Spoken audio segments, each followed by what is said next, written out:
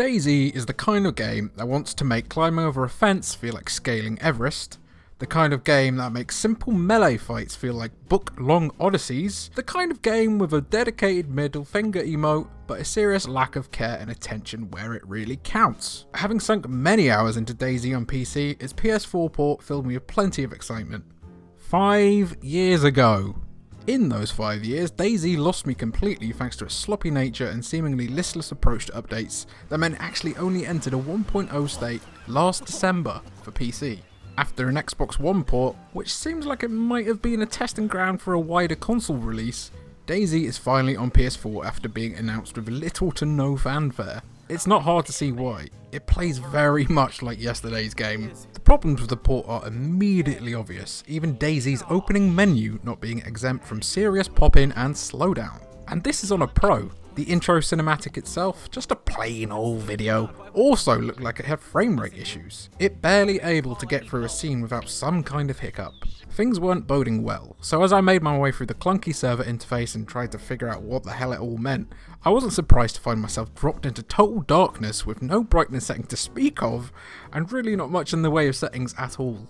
Following plenty of squinting and grunting, I pretty quickly came across a man looming over a flare in the middle of the road. Being far too naive for my own good, I approached him to a friendly welcome before he started attacking, presumably out of boredom, and chasing me. Scooping up his flare, I ran into the night, but then DayZ's absolutely cursed inventory system reared its ugly head, meaning that I had to stop and stand still with a lunatic after me, all while I desperately tried to learn the algorithm needed to put the damn flare away so I could stop being tracked. It's not that the inventory system is bad per se, it's more that it's been designed by aliens who are running a social experiment to see how humans work with a UI from another planet. For some reason, you have to equip some items and then drop them so that you can swap them with other items, despite there being a swap button that simply does not want to work. Likewise, there doesn't appear to be any pain-free way of just changing stuff around in your inventory to make it more organised, or even just putting weapons away. This is the exact opposite of the PS4 port of H1Z1, which,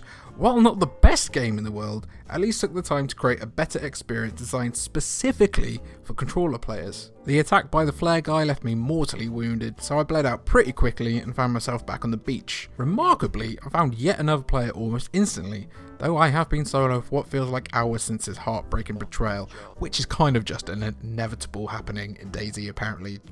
Don't trust anyone, okay? In the cold light of day, DayZ's performance issues on PS4 became even more pronounced. The screen tears massively when you make any sort of sudden movement, as well as the game struggling to render when you turn around with frequent pop-in and stuttering for environments. My friend would somehow have a silver face if I look back at him, and while I want an open world Silver Surfer game as much as the next guy, not like this I don't.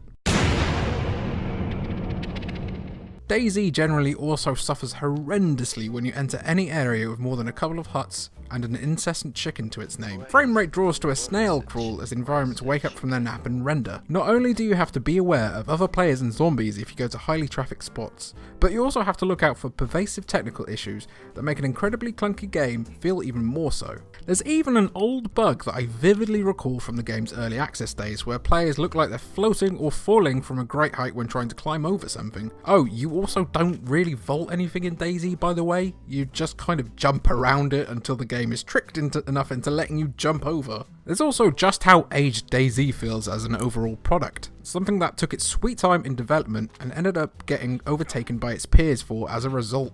Rust does griefing other players much better and more fun. State of Decay 2 has much better melee combat and just generally a much more alive and interesting world to be in. Hell, Scum, for all its faults, tries to do everything DayZ does but just much better.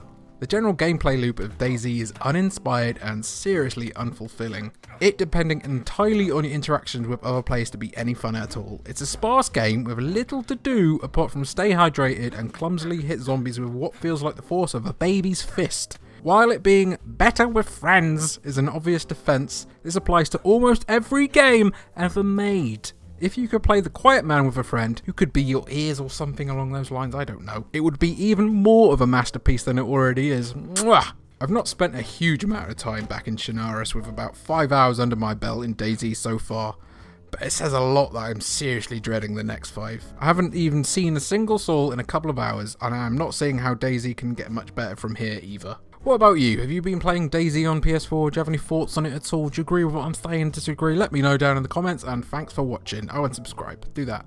Bye.